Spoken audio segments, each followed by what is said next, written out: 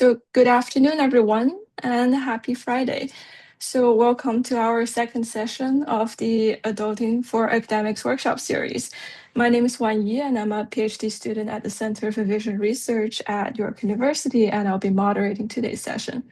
So, today's workshop will be on presenting and networking at conferences, which is something that many of us are thinking about as the conference season approaches. And on this topic, we're lucky to have two awesome speakers joining us. Our first speaker is Dr. Jeremy Wolfe. So Jeremy is a professor of ophthalmology and radiology at Harvard Medical School. He directs the Visual Attention Lab at the Brigham and Women's Hospital, and he's known for his long-standing work on visual attention and visual search, and for applying that research to real-world context, like in radiology or airport security screening. He's an excellent speaker, and he has given numerous lectures and talks throughout his career, including public lecture at Vision Science Society conference and a Psychonomic Society keynote address. I had the pleasure of working in Jeremy's lab before coming to York, and I learned a lot from him watching him present. So his talks are always clear, engaging, memorable, and fun. So he will be sharing some of his insights and experience today with us. And our second speaker is Dr. Jonathan Coutinho. So Johnny completed his PhD at Queen's University under the supervision of Doug Munoz and Gunnar Bloom. He studied human vision and eye movement using behavioral analysis and computational modeling. And he's currently a Connected Minds postdoctoral fellow and has led the development of a micro-credential course on neuroethics consideration on neurotechnology. So he will be providing a trainee perspective, drawing on his experience navigating conferences and building connections both within and beyond academia. And he is one of the most outgoing postdoc that I've met. And I remember whenever I saw him at conferences, he's always like chatting with someone new or sitting at a table with full of professors. So he will be sharing his perspective on presenting and networking from a trainee point of view. So for today, each speaker will have 20 to 30 minutes, followed by a Q&A at the end. So if you have any questions for the speaker, you can either drop them in the chat and I'll moderate the questions, or you can ask them during the Q&A. So with that, please join me in welcoming Dr. Wolfe. Hi. So my first request would be, unless you're doing something really embarrassing, I would be in favor of you turning on your camera so that I get to have the illusion that I am talking to live people. Oh, look at that. All those live people. That's good. And I'm delighted to be back at York, even if I'm only there electronically. I remember when York was basically a new university because my uncle was a professor at York way back when in geography, actually. Um, and I've had friends in the vision community there forever. Also, once I got past being a child. So I'm going to say a few things about giving talks and posters at conferences, even though that is not like the subject of my research, but it is true, as Wanyi said, that I have given a bunch of talks, so why not? All right, so what I want to do for a few minutes is to share several really bad ideas about giving conference talks. So let us get started. If this is a standard conference talk, I would have about 12 minutes, let's say, with 3 minutes for questions after that. So it's important that I use them optimally. Now, usually the subject of my talk is something that I talk about for like an hour, but I only have 12 minutes. So I have decided that what I'll do, for my talk is I'll just talk really, really fast, because that always works really, really well. If I don't, and then if I have trouble, I'll just skip some slides and tell people not to look at them as they go by, because that's an excellent strategy. Oh, also, I'm going to tell you about my work. Um, it's important to look and sound bored, because after all, you have practiced this talk a lot and you've kind of lived this material for weeks, and possibly you are bored, and there's nothing to really draw people in your audience like the feeling that it's a pain for you to tell them about this work. You know all about this, and why? I think I'll just go to sleep now, actually. But anyway, make sure you look good and bored. Um, and it's also a good idea to start maybe your background section by with a line like as you all know," or something, because it's always a good idea to um, assume that everybody knows all the stuff that you know, and certainly that there's no jargon that you might need to define. Um, and anyway, it really makes particularly newcomers in the audience feel welcome if they get the feeling that everybody else in the room does in fact know everything that you're talking about, and they're the only ignorant ones.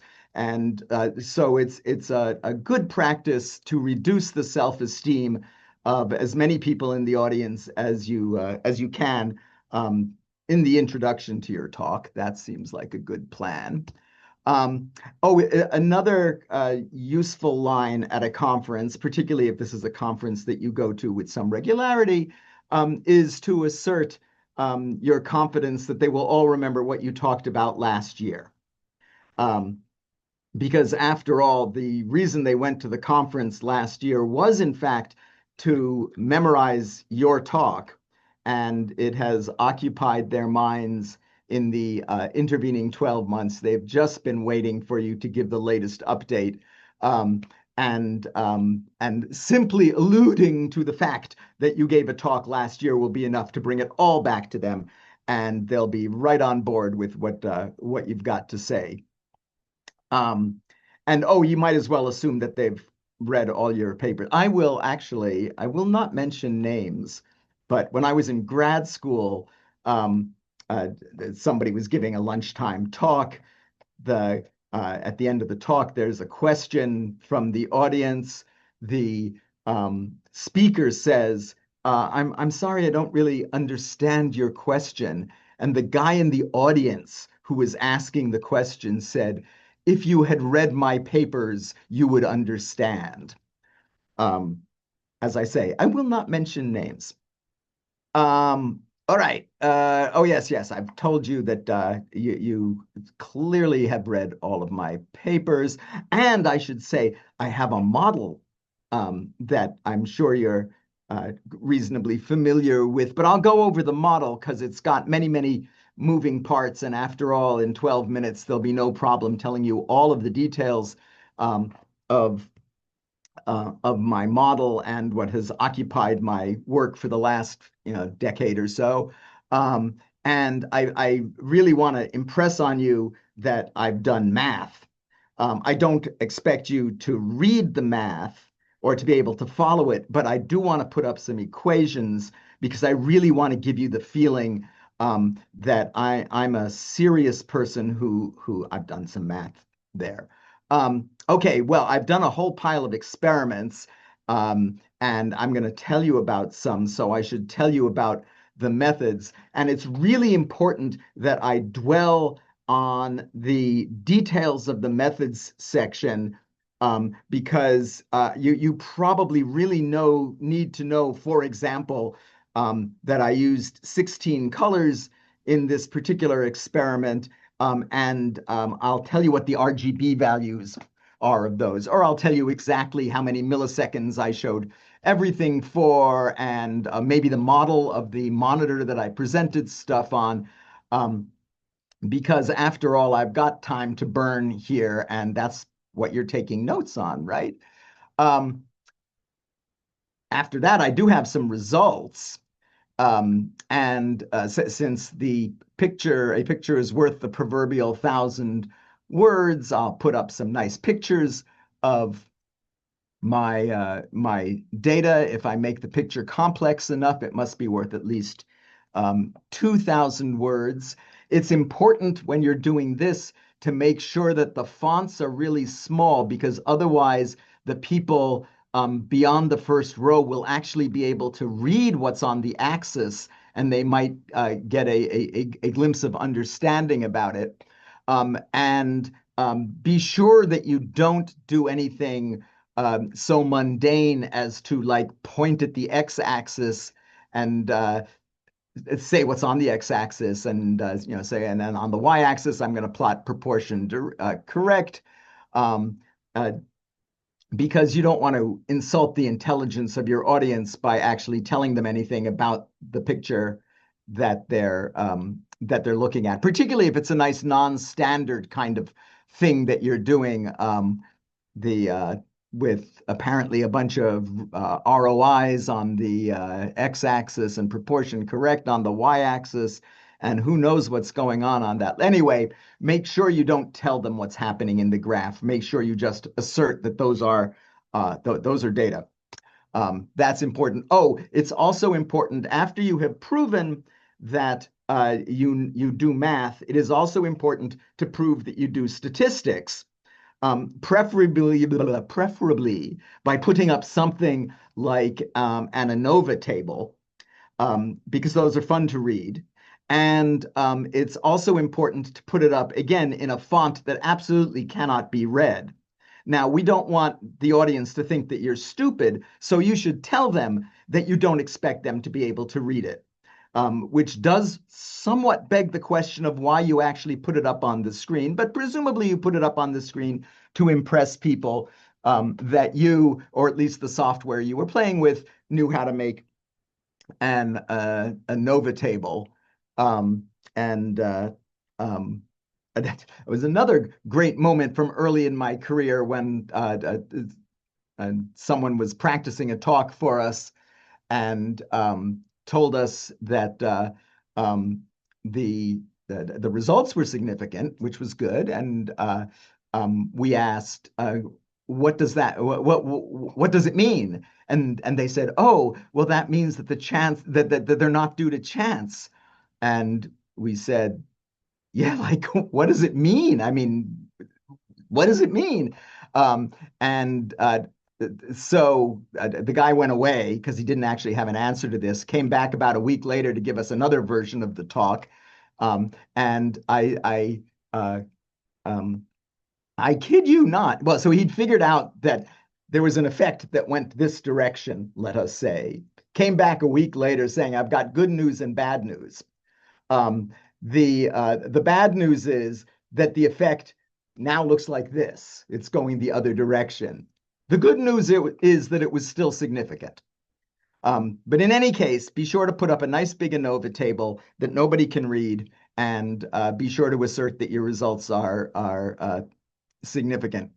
Oh, good grief. Now, in my 12-minute talk, the chair has asserted, is waving that little sign that says, "I only have 1 minute left. What should I do about that?"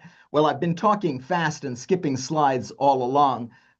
But if you think I was talking fast before, you ain't seen nothing yet as I storm to the end of the talk at a speed that no one can understand, particularly not if they happen to not be native English speakers. Since we force everybody to do science in English, we should assume, as all good Americans assume, that everybody can understand English at any speed that I choose to produce it, and that an inability to understand English is actually a hearing deficit, and will be improved if I yell at them. That works very nicely in restaurants overseas too, in case you're looking for useful advice for your travel. All right. It is my hope that first of all, I didn't talk too fast, and second of all, that it was blazingly clear that those were not actually points of advice for what you should do, but perhaps things that you might avoid doing. And let me offer an answer to the question of what is the actual purpose of a conference talk.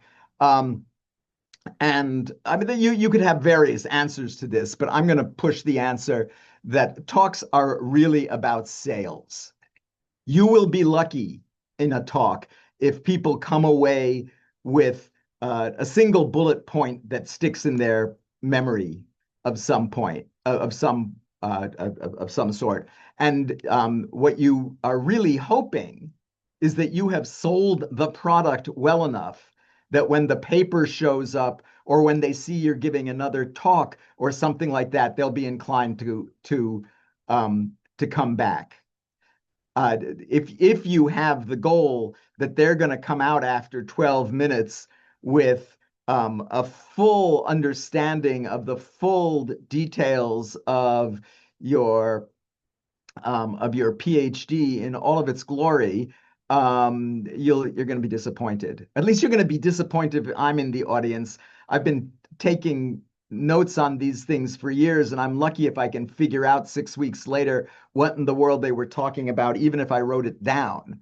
But I do remember, oh yeah, that was about that, memory and visual search, and that was kind of interesting. Maybe I should read their paper.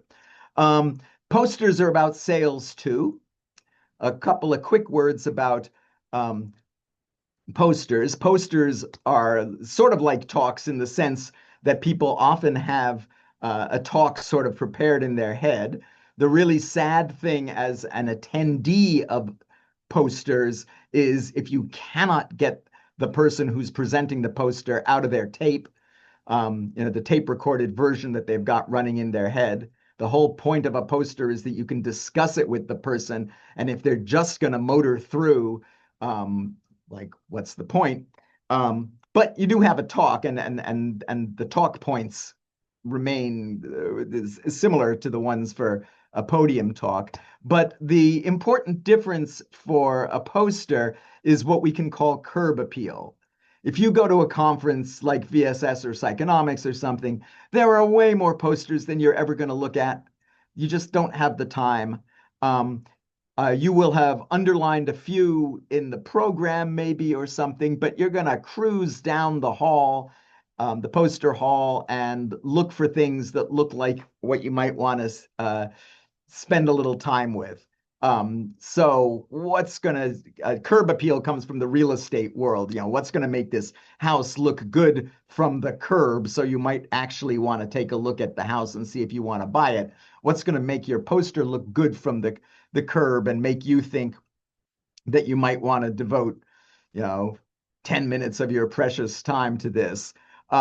For me, at least, I mean, I'm sure people differ about that, but for me, these are real posters that I got people to send PDFs of. A lot of interesting science here. I'm just doing poster curb appeal, not whether these are good scientists. And you will notice that I have carefully blotted out people's names, though not so carefully that if you know who does whatever at University of Toronto and the University of Queensland, you might be able to figure this out. But if I'm walking down the line of posters, this is too much work for me.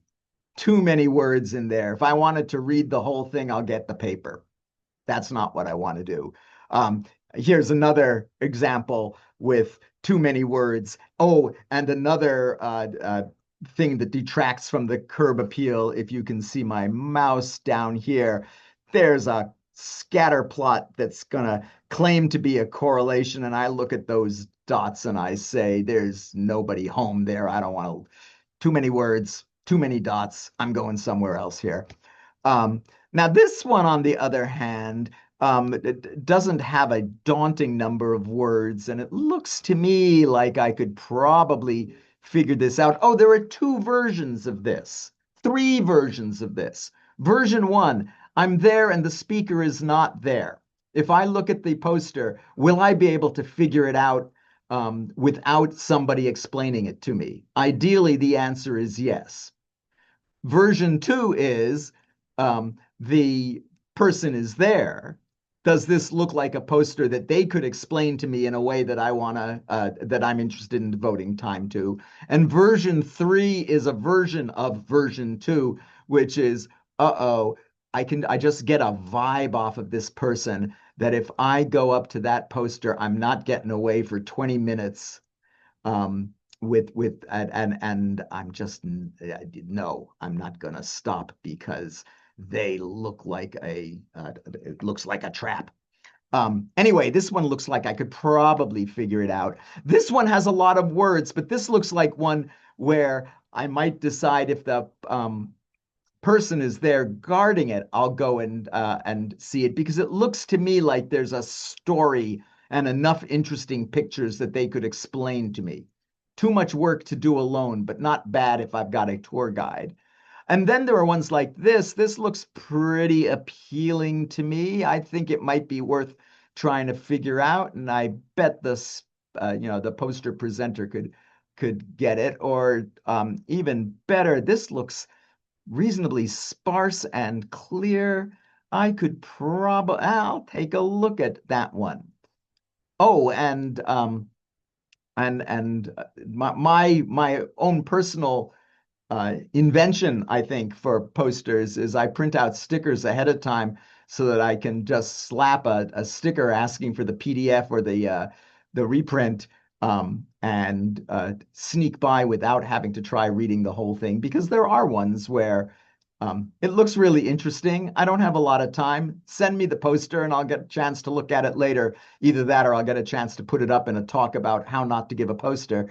And good thing I took off people's names. All right, so the take-home message here, I like this ad because I'm a visual search person. The take-home message here is that putting people to sleep is a bad idea, and that pop-out stimuli are good for your posters, and that both talks and posters serve importantly as more as advertisements than as full explanation of the full depth of your undoubtedly brilliant, complicated, interesting research. You want to get people to a point where they want to know about your research. You don't want to expect that they're going to come away from the conference as expert as you are on the topic.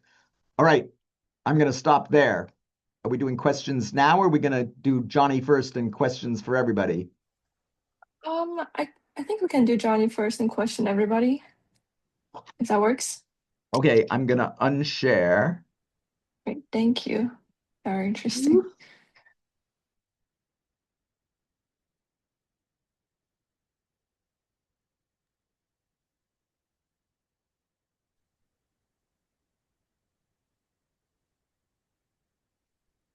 Cool. Can you guys see my slides okay?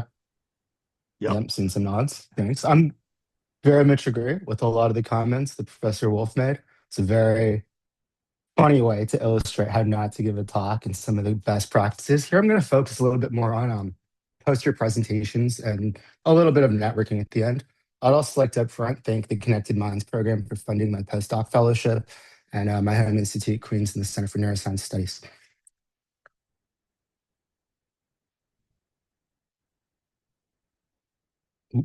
So, first advice about presenting at conferences is to know your setting and know your audience. Some conferences like SFN or the Canadian Association of Neuroscience Conference are huge and they're going to have people from all sorts of backgrounds. So you definitely cannot assume that your audience will know your research methods or your research goals or have too much familiarity with it. On the other hand, maybe for small conferences, you might know that everyone's in the same field, or people might have a certain background or familiarity that you might be able to take advantage of. But I'd say either way, it's useful to always ask your audience. And so a good way to start your poster presentation is just introduce yourself. Tell them your name, tell them what like career stage you're at, some of your research interests broadly, and what specific thing you're going to be presenting today. And ask them the same thing. What's their name? What is their background? What are they interested in? And what drew them to your poster? It's going to help you target your presentation for what your audience really wants. I would also recommend preparing in advance maybe three versions of your talk. One is a 30-second quick overview with absolutely no specialized terms or jargon. It's the kind of thing where at the end of that, the audience maybe will remember a one-sentence description about what you do. And that's like your goal. Exactly the kind of way one you introduced me. Nice, simple sentences, nothing too specific. If your audience can like do that at the end of your 30-second poster talk, that is awesome. That is a great success. Some people might know a little bit more about your field. They might want to get more into like some specific takeaways from this particular research project or thing that you're presenting. So in that, maybe prepare like a 2-minute version of your poster presentation. You go through the details, maybe at a high level, try to avoid the jargon, or maybe you can include some specialized words that you define and explain that's essential to your project. This is the kind of thing you want maybe people to take home a message or two about the specific research. And then there's going to be some people that really know your stuff and want to get into the weeds, and you can like flex on them with all sorts of details. Really, what I want to highlight is understanding your audience's perspectives is going to really help you give a good presentation. So I'm going to kind of walk you through that, especially if you've never been to a conference before. This is kind of what it looks like when you approach the boards of conferences. That whole hallway is full of posters. From a distance, it's like this is the kind of like first impression that you're going to get. And exactly like Professor Wolfe said, you want to have curb appeal. You want people to look at this from a distance and want to engage with this poster. You don't want it to look scary or too confusing or just like a wall of text or like this is going to be a mission. You want it to be fun. You want to learn something in like a nice, efficient, fun way. As you kind of step closer, you're going to be able to see more details, at least if it's a decent poster, right? You want to be able to like read the title and the subtitles and things. If you're at a distance, this is kind of what it looks like. And a lot of text is not particularly legible. So you might wonder, is it even useful to include it on your poster if a person standing a meter away can't read it? And consider like, for all the young people in the room, most of your audience is going to have much worse vision than you. So like try to accommodate that. I mean, even for me, I'm starting to notice the difference. This thing like catches up with you fast. So you want to try to emphasize visuals. Consider like this kind of a poster, maybe the stuff right beside you is like kind of legible. There's a lot of pictures, a lot of graphics, and that's helpful, but it's super wide. The stuff on the other end maybe isn't super clear. So like, do you have the room to navigate around? As a poster presenter, can you be like interactive, point to the things, like move people along the flow of the presentation order? Also, it's a great opportunity to be engaged. Like, don't have this scripted thing that you're just gonna hit play and then wait till you're done. Like, check in on your audience. Do they understand? Do they have questions? You need to like clarify an additional detail for them before moving on. And I mean, like, just think about looking friendly, professional. Like, what can you do to be welcoming and bring people in? What are some aspects maybe about posters that look cool and you're like, ooh, what's that? I want to get to know more. Or that looks weird and confusing and scary, and I need to get out of here before you make eye contact with me and I'm trapped. This is kind of like the Professor Wolf, but what not to do. Definitely don't try to like put your whole paper onto your poster. Like the point of a poster is a visual aid. It's almost like a graphic abstract for your research. Maybe it's a little bit more detailed than like a single picture, but you want to be able to convert this like wall of text into something beautiful and visually attractive. Ultimately, the point is not for people to read stuff. Like you're gonna have a paper or some written stuff. People want to read, you can refer them to that. It's maybe nice to have a QR code that can link to your published paper or to your website or somewhere where people could read more if they wanted to, but people aren't coming to your poster to read stuff. They're coming to look and talk and engage with a human being. When you're making a poster, like making things clear and engaging is very helpful. I often find it helps to start with this sort of template version that doesn't even have content, but just ensures that things are big enough. You have the appropriate allocation for space. Notice how a lot of emphasis in this template is just on figures. The text is going to be a couple bullet points that really highlight these take home messages. I mean, there might be like sentences, but there's certain bolded words that maybe people remember. And realistically, they might remember one of these 3 points. Here's an example of a poster I made. It's not necessarily perfect, but I want to highlight a couple things. The color scheme is intended to be kind of engaging. It sort of matches some of the logos around. I use a lot of graphics and a lot of visuals. At the same time, some parts are a little bit cluttered. I might clean that up to make a future version of this poster. Maybe making the title text a little bit bigger so you can read that. This one's kind of odd because it was required to be a vertical poster, but knowing things like this, also make sure you make the appropriate like size and shape of a poster. If you do the wrong one, you're the only like weirdo. Maybe it won't fit on the board or it'll stand out and maybe not the way you want to stand out. And try to make graphical summaries of things wherever possible. Yeah, I'm gonna end with a little talk about with some little points on networking. I mean, we already started with posters, so like that is a great place to start networking. Start by introducing yourself, whether you're the presenter or the audience. That's a great way you can meet like dozens of people. At a conference, I mean, there's also like lower pressure events like food. It's very easy to like connect with people when you're bonding over the fact that you're both hungry and cooperating to get food. Like that's a great way to make friends. Food is great.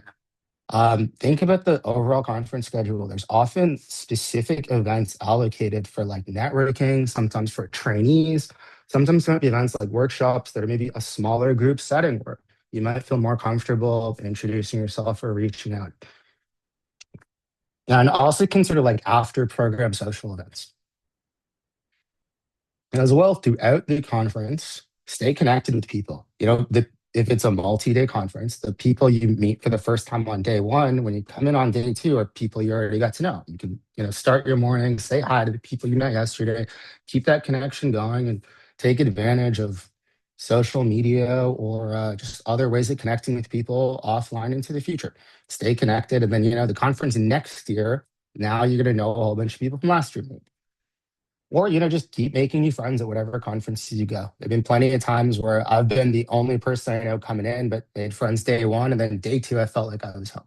So that could be you too. Thanks for listening. I'm happy to take some questions now. Once again, I'd like to thank Connected Minds and Brains.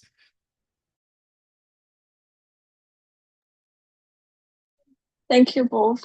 I think I definitely fall into the group of people who put too much text on my poster, which I should fix this time.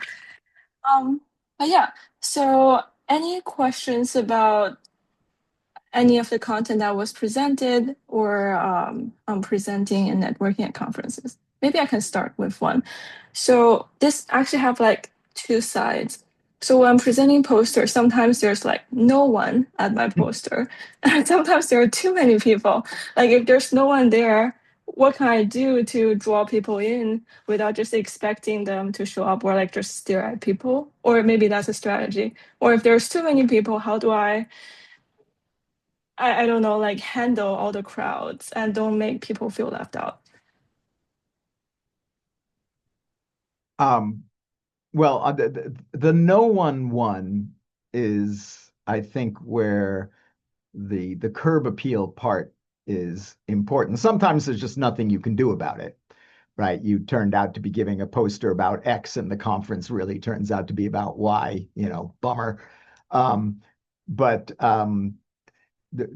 having a poster that draws people in is good.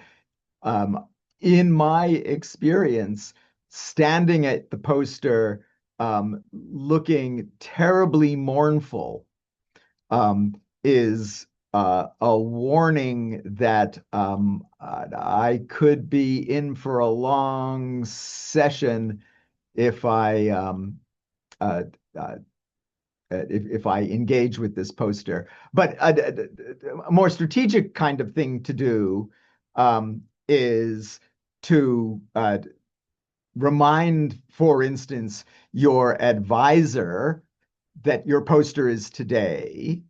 They don't need to come to your poster, but remember that we've been talking about, we're talking about the work of Dr. Huzi. You know him. You've known him for years. Can you make sure that he drops by my poster or something like that? That's a, you can work ahead of time to try drumming up some business.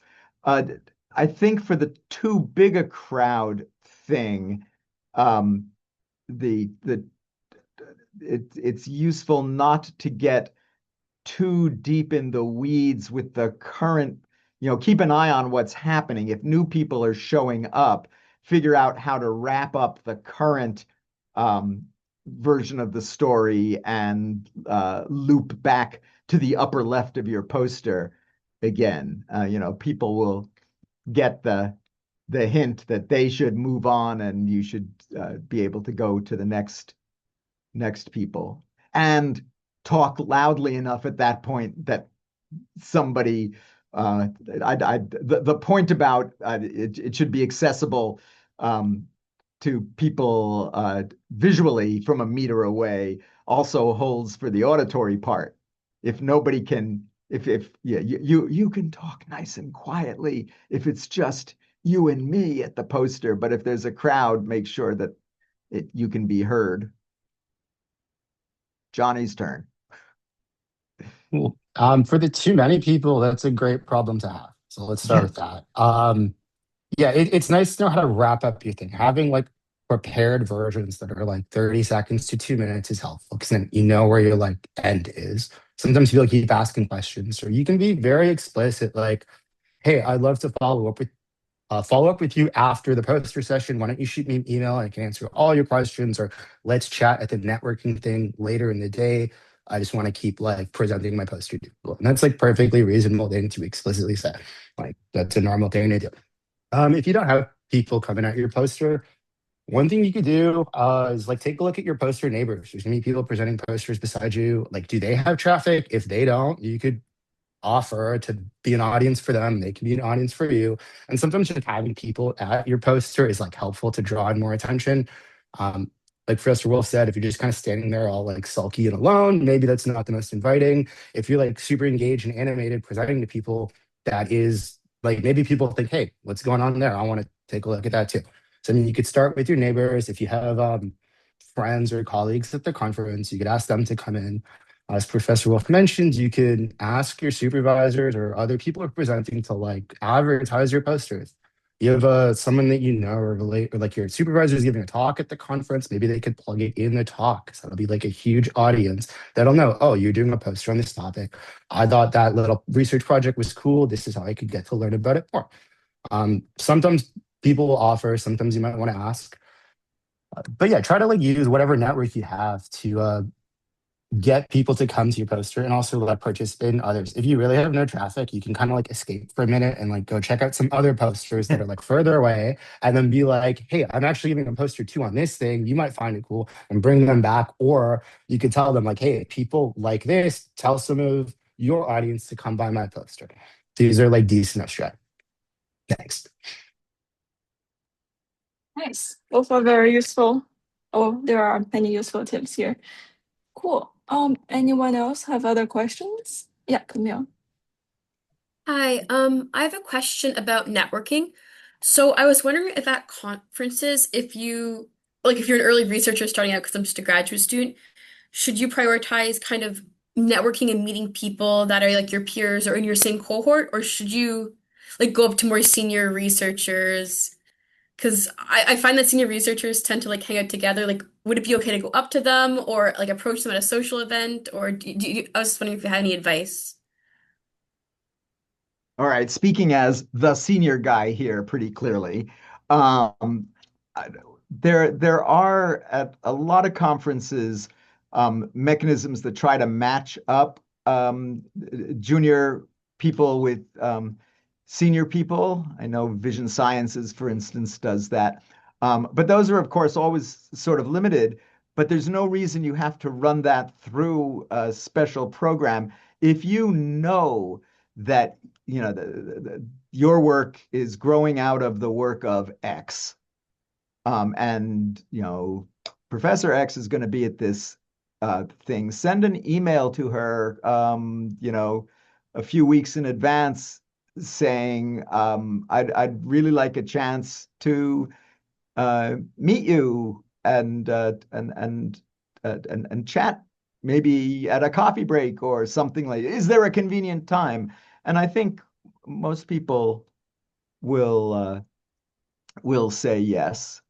And I'd absolutely plead guilty to the notion that we sort of tend to travel around in packs because after all, I'm part of why I'm there is to see my friends who I've been friends with forever.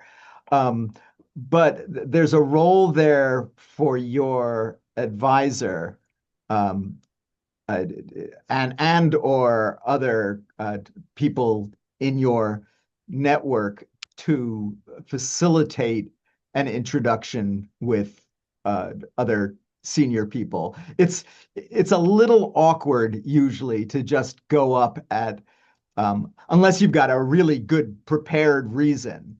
I just read your great paper. Well, don't say that. That sounds a little lame, but I have this specific question for you, Dr. X.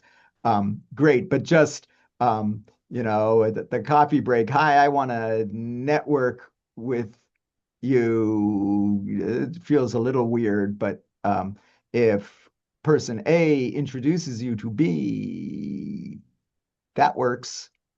That's part of my job if I'm at a meeting.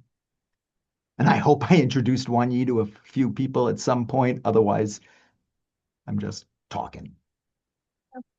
For sure. I think I was not comfortable being introduced, but that was my problem. But anyway. But Johnny, do probably you? less uncomfortable than you would have been just tootling up to somebody and saying, "Oi," Yeah, or for whatever. sure. Yeah, I mean, you introduced me to Jeff, which was very helpful. Oh, well, okay. That seems to have worked out reasonably well. Yeah. Anyway, Johnny, do you have anything to add? Sure. I mean, I think sometimes networking can feel intimidating. Maybe just the word itself, like it's not a word you naturally use. It sounds awkward to be like, I'd like to network with you. But I mean, consider yourself as a researcher, right? I bet you're very passionate and interested about the things you research. And if someone asked you, it's like, hey, like that thing you research is really cool. Could you tell them about it? You'd be pretty happy to talk about it. Most profs feel the same way. Um, there is a very real, like Professor Wolfe mentioned, sometimes an exciting thing about conferences is catching up with old friends. So I mean, you want to like pick the time and place. Don't like interrupt people while they're doing a thing. But if you see profs at like networking events, especially more like student oriented, it'd be kind of odd if they went to that and were like, don't talk to me, students. Like they're there to network, right? So there are specific events and situations where people are very open to it, and you should introduce yourself, tell them about the work you do, ask them what the work they do, and they'll be very happy to talk about it. And Oh, go to also their just the posters. priorities. Sometimes you might want to prioritize talking with profs or certain people, maybe because you're looking for a job or you're looking for collaborators. Maybe other times, if you're like new, like your first conference, you don't really have super explicit priorities or goals. Just chatting with people that are your peers and your kind of age is very helpful. That can just teach you a lot of things. Thank you. Jeremy, were you saying something? No, I think I was just grunting in general agreement with. Okay. Oh no, I was also saying that often at conferences that the senior people are also giving posters, and it's not going to be a time for an extended chat, but I've certainly met people at posters of mine who I then find that I recognize later in the meeting, and because they made an impression at that point. That's so if the senior person is sitting there looking mournful because nobody's at their poster either, you can go and talk to them. Cool.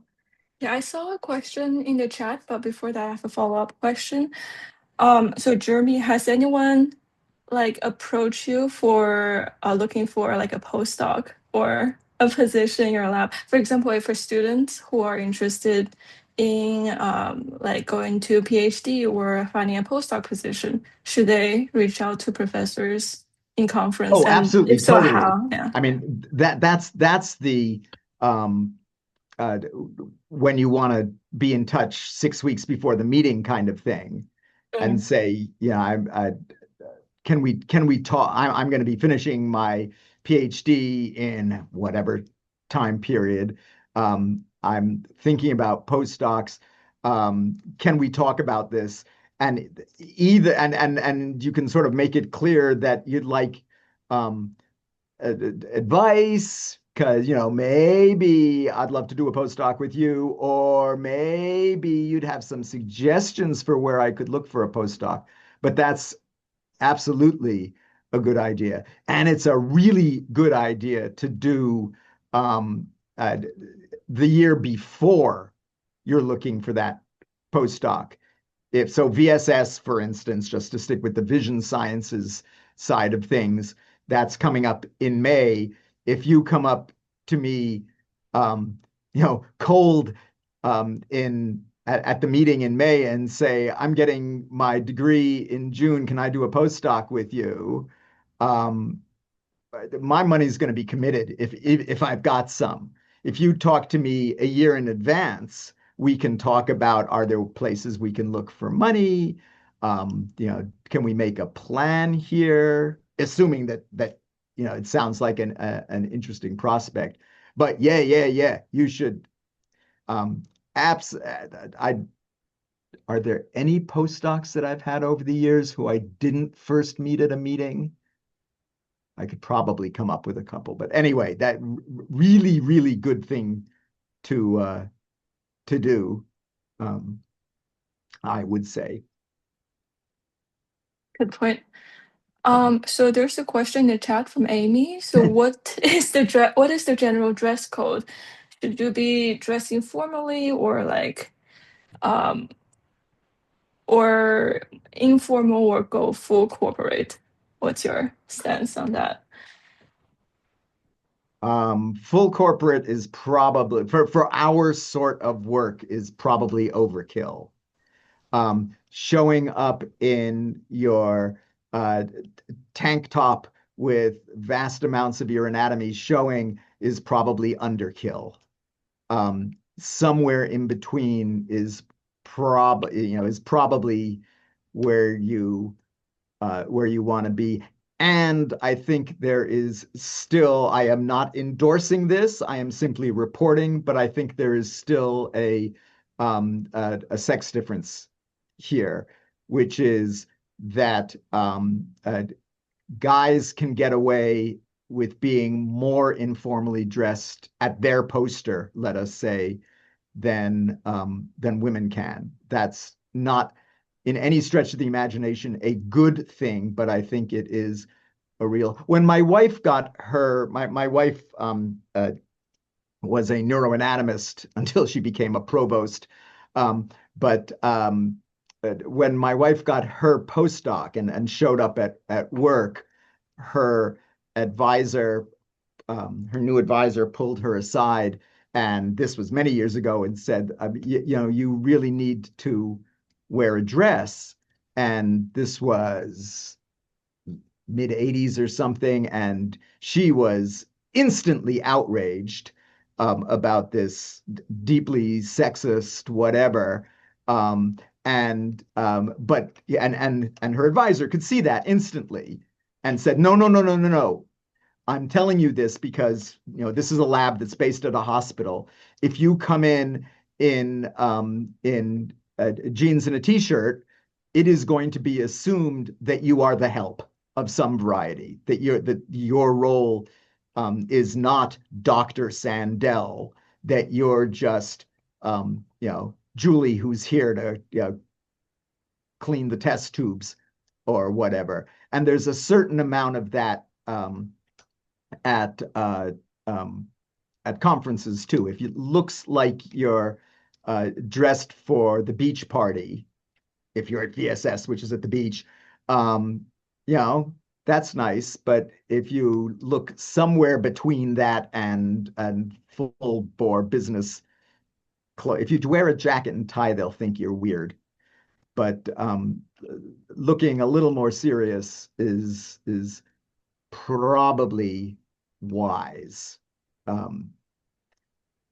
You probably want to be unnoticeable in terms of your dress, right? That if you're either vastly overdressed or vastly underdressed, that's going to distract from what you're really there for.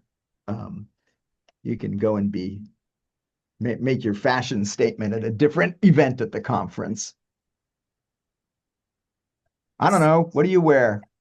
I'm looking at, I realize that Johnny cannot tell that I'm making eye contact with him, but I think it's all good advice. Maybe it's somewhat variable depending on the conference. I mean, you mentioned beach conferences in particular. I've definitely seen people get away with like Hawaiian shirt and swim shorts for a presentation. It kind of depends on the vibes. It doesn't necessarily hurt to be overdressed or like to dress well. Ultimately, I mean, it's just how you want to represent yourself or like how you feel and want to feel comfortable in that day. I'd say certain things like just wearing comfortable shoes can be really okay. important because you're gonna be standing there for a poster presentation the whole time. Like, you don't want to dress somewhere you're gonna be cooking, or at least like wear layers. Like, if you're really hot, you can take off a thing, or you kind of adjust and feel comfortable. And really don't let your clothes be a distraction to the presentation. And I mean, for some people, if they are gonna judge you about the way you dress, maybe you want to avoid them in the first place. And it's to your benefit that you're not gonna get these annoying people coming at your poster. So I don't know, think about that too. Coffee Nice. drop, cough drops, and a water bottle. That's not part of Actually, the I think for dress, but sometimes for poster, like the conference poster sessions can be really long, and I find it's nice to even have some friends you can like drop by with some snacks or like an extra yeah. bottle of water, things like that. Yeah, have like cough drops in your pocket if you're starting to lose your voice. You might think that's unlikely until you're like 3 hours in and can barely talk, and you're like, I wish I prepared a little more. And if you are prepared, help your friends out if you have some extras. Thank you both. Valentina? Hi, yeah, I just had a question. Thank you for the talk. It was really interesting. I've never presented a poster, so this question might be just from lack of experience. But obviously, the goal of the poster, the curb appeal, is to be clear. Are you supposed to have, or is it helpful to have something supplemental? Like, are you supposed to have a QR code or a pamphlet with that more information, or is that supposed to come from just from conversation? So I'm a big fan of having a sheet to take email addresses and and send a PDF of the poster or whatever afterwards. I realize that that's semi old school at this point, and all the cool people put the QR code up there, and you get the PDF immediately. The reason I still like the email piece is that means that the week after the conference, um, the I'm going to get in my email an email from Valentina, whose poster I went to, and that's going to remind me of the poster. If I get the QR code, it's going to get downloaded straight to my phone, where I'm never going to look at it again, probably, if I don't remember. So I like that for the reinforcement aspect of it. Though I heck do both. Why not? But yeah, it's really useful. Um, Again, particularly for the cases where you don't happen to be there when I come by your poster. Um, to I probably would like to have a chance to think about it some more. So please send me that PDF kind of thing. Yeah. It's also a good way to follow up with people after the conference too. It's like an excuse to like send email to people. Yeah.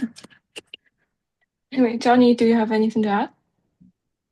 I mean, I think if you have content to share, it's a nice way to do it. And like, here's a QR code to a paper. It's super convenient. I mean, sometimes people bring printouts of like little things. Maybe not like your paper, but if it depends on what you do. Maybe a little flyer or something like that. For sure. I don't know. It depends. I've seen people maybe do like vision psychophysics kind of task for poster presentations, bring a tablet where they can Oh just yeah. do the task. That way you don't have to, well, you could still have a figure about the methods, but like Professor Wolfe highlighted in his presentation, you don't necessarily want to like bog people down to details. Sometimes just letting them experience it for themselves is a really clear way to communicate that. Nice, Yeah, thank you. totally. Alina? Hi everyone, thank you so much for Can't hear you, oh, can you hear me now? more or less. Better. Okay. Oh, well, thank you so much for all of your advice in this session. This has been super helpful. I just had a question about how we can maintain new relationships with the people we speak at the conference. So I've only attended one conference in the past and I made some really great connections, but I struggled to kind of maintain those connections and stay connected with those individuals. So just wondering if you have any advice for that, and especially as an undergraduate student who's still um looking for more opportunities and more chances to speak with people who are in the same field but also have more experience.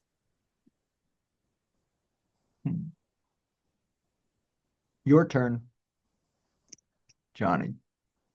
Sure. I mean, the world's more connected today than ever before, right? There's all sorts of tools and stuff. You can keep in touch through email. You can try to book like a meeting or like on Zoom or something to chat if you have a reason to do that. I mean, sometimes it's fun to start things with people that you meet, like a journal club or just like social events where you can get to hang out virtually once a season or something like that. At the same time, I mean, there's plenty of people that I'll like maybe meet regularly at conferences, but have almost no interaction with outside of that. So like for the week of that particular conference, it's like, we're best friends again. And then Yeah, that's outside you lose a little bit of touch. And sometimes it's like that. I don't know. But sometimes you'll see these people in different contexts you didn't expect. And then you're like, hey, I already know you a little bit. And that's helpful.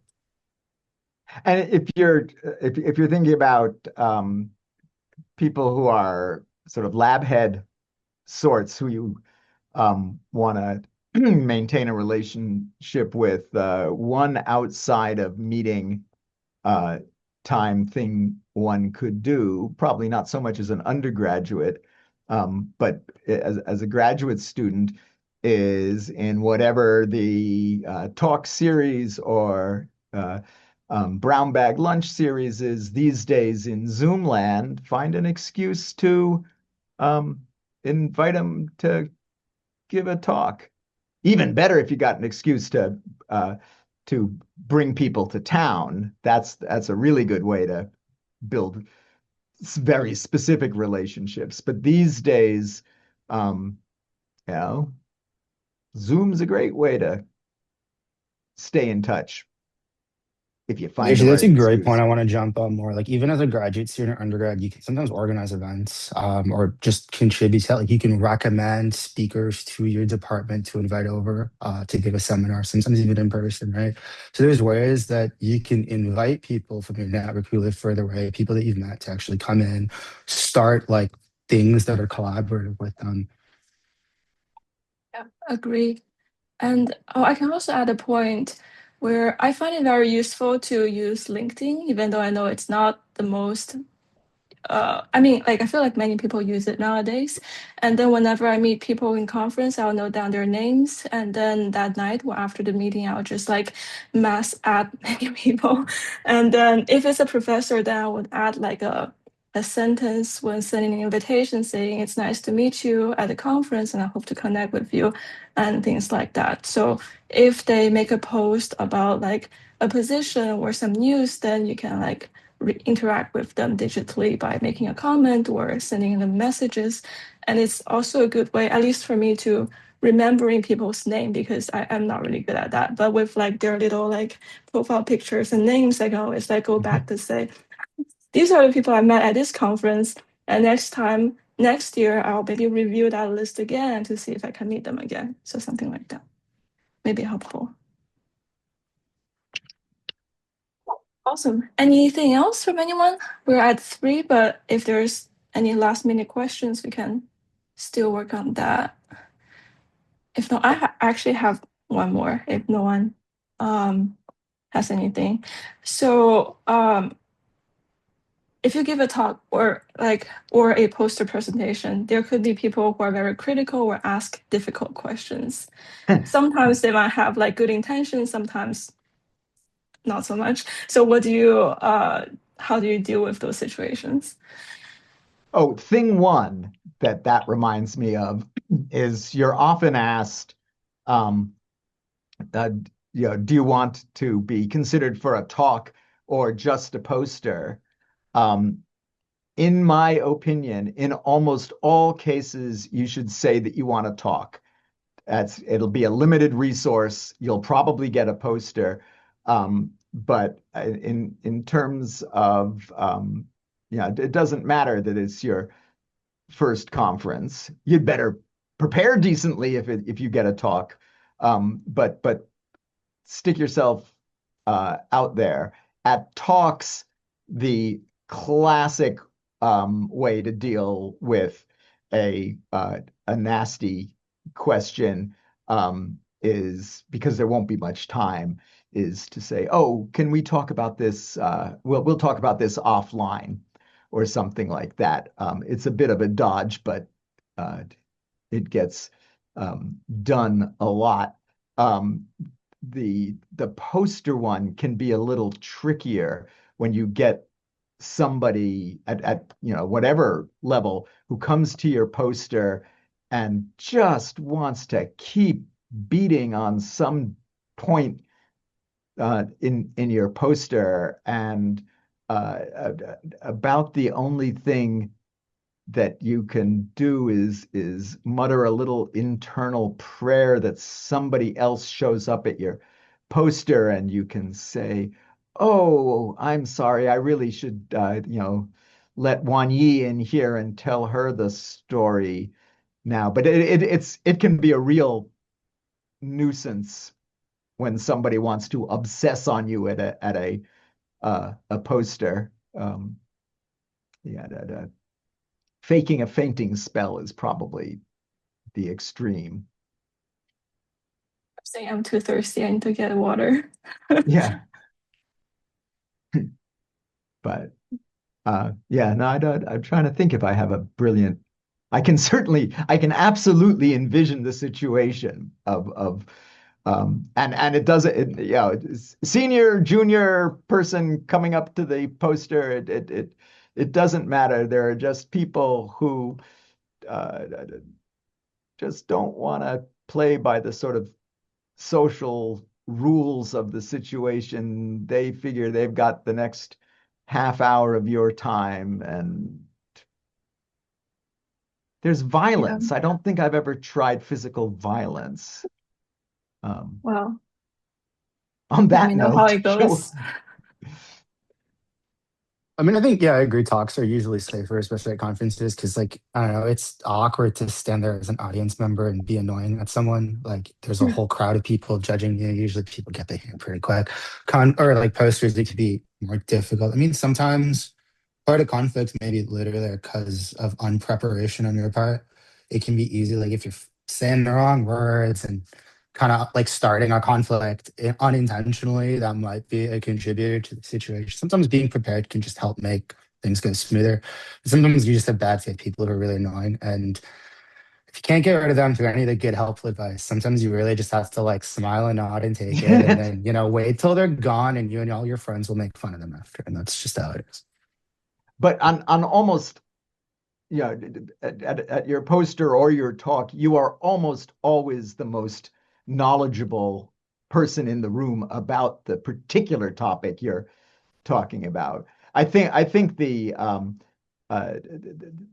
social constraints on at talks change a bit once you become reasonably senior, where there may be other people who really want to get into a fight with you, but yeah, normal people at talks don't want to prove that hi, I'm tenured professor so and so. I can really beat up on this undergraduate. That's going to really be an attractive move here.